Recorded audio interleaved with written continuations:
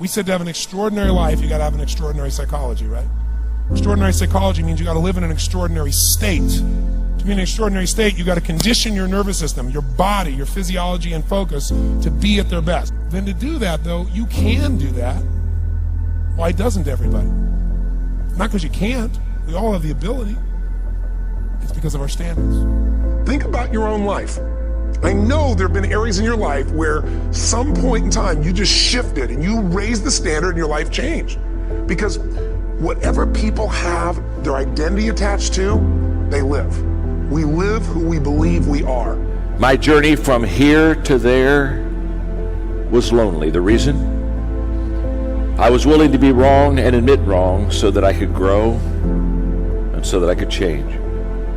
You see, growth is a result of bad habits dropped, wrong priorities changed, and new ways of thinking embraced. It happens only when we question ourselves enough to ask serious questions from others. The people who do not grow are unwilling to ask themselves or others hard questions. They are unwilling to leave what they have known and practiced. They are not willing to be wrong so they can discover what is right.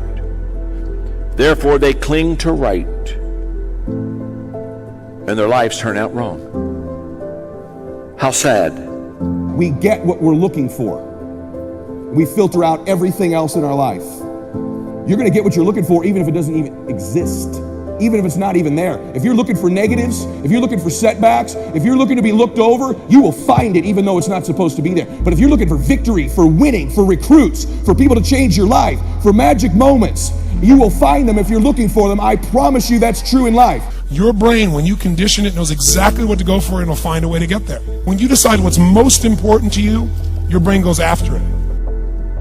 Surrender of being right enables us to ask questions that others can answer and add value to us.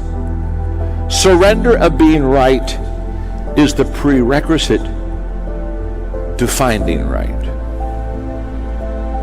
I believe that with all my heart.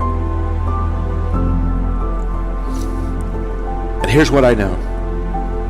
I never want to get to the place where I've got it all figured out. I still want to keep learning, I still want to keep growing, and I still want to be a student, and I still want to be on a learning curve, and I still want to value people, and I still want to walk into their life and say, look, you have something that if I could just ask the right question, you could impart to me that would help me, that would allow me to become a better person myself. Ego is the anesthesia that deadens the pain of stupidity. Pride is the burden of a foolish person. If you're going to do a job, do it right. I've always been told how average I can be. Always been criticized about being average. But I want to tell you something. I stand here before you, before all of these people, not listening to those words, but telling myself every single day to shoot for the stars, to be the best that I can be. Good enough isn't good enough if it can be better, and better isn't good enough if it can be best. Wisdom will come to you in the unlikeliest of sources, a lot of times through failure. When you hit rock bottom, remember this: while you're struggling, rock bottom can also be a great foundation on which to build and on which to grow. I'm not worried that you'll be successful. I'm worried that you won't fail from time to time. The person that gets up off the canvas and keeps growing, that's the person that will continue to grow their influence. How many of you would love a breakthrough? All right. Number one, you got to have a permeating attitude that you're going to win. You got to have a positive outlook. You got to be optimistic. You got to know you're going to win. You got to, right now, you got to say, I'm going to win. I don't mean just this contest. That again. Don't do it in WFG or out of WFG. You were made to do something great. You're special. You were made in the image of God. Something awesome supposed to happen for you. And those of you that have made something awesome happen, something even more awesome supposed to happen for you. I would say for the last 45 years, we've told psychologists have been certainly to blame for this, at least in part.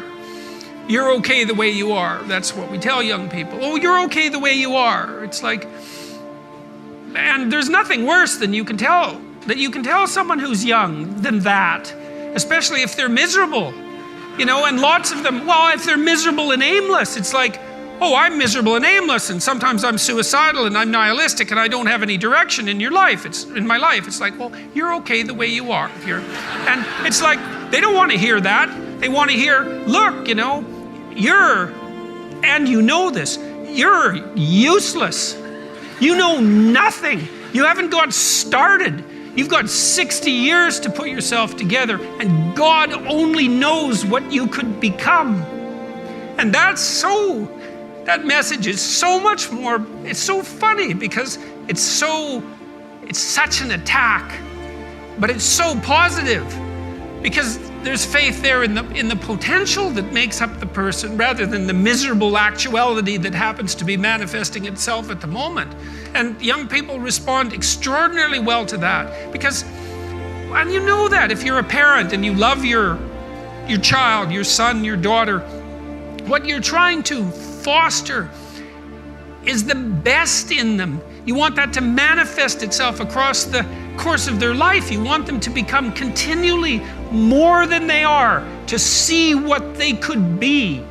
And I think that's part of the great message of the West, is that's the ethical requirement of individual being in the proper sense, is to constantly note that you're not what you could be, to take responsibility for that, and to commit yourself, like body and soul, to the attainment of that ideal.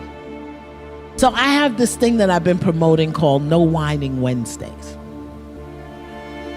Wednesday, you cannot whine, complain, or criticize. And people are like, well, what is whining? Whatever you think it is, don't do it. And every time you do it, you have to put a quarter in a jar. If you whine about anything, I can't, I'm tired, why do me, why don't you, why hurt me? Every one of them will cost you a quarter. Or complaining, why do you always, how come they never, cost you a quarter. Then last week I had people send me pictures of their jars of quarters. Oh my God. But what they said to me also was, this was wonderful, because I was never ever aware of how much whining and complaining and criticizing I do. Now I've got mothers doing it with their children. So Wednesday is No Whining Wednesday. We need to practice that. We need to stop whining about what isn't happening, what we don't have, what we can't do, what somebody didn't do. We got to get it clean in 2014. No whining, no complaining, no criticizing. First, I realized I couldn't grow with people who were struggling like me. That whole, I don't want to leave nobody behind. No, I don't want to stay with y'all. Right. You don't even want to be here. Yeah. Like, I don't want to be the queen of this block. Yeah. And I became okay with the fact that it doesn't make me any less committed to my community, committed to my culture, committed to my family. The best thing I can do for you is not stay here with you. That's right. When I've got that, I went to places I'd never seen before. I went to conferences where people were talking about money, talking about prosperity, talking about, it was like, no habla español, what y'all talking about? ROIs and PPMs and term agreements and capital fundraising and bottom lines and what is it? I'm gonna stay until I learn what you're talking about. I went to the same conference 42 times. And there I raised $532,000 in capital for my company to start my dream. And my dream was to transform teen lives. I want to teach teens how to fall madly in love with themselves and how to make integrity-based decisions. And I got it funded and I started working. And that was the beginning of me rescuing myself. I realized that I am my rescue. No one else is my rescue. I am my rescue.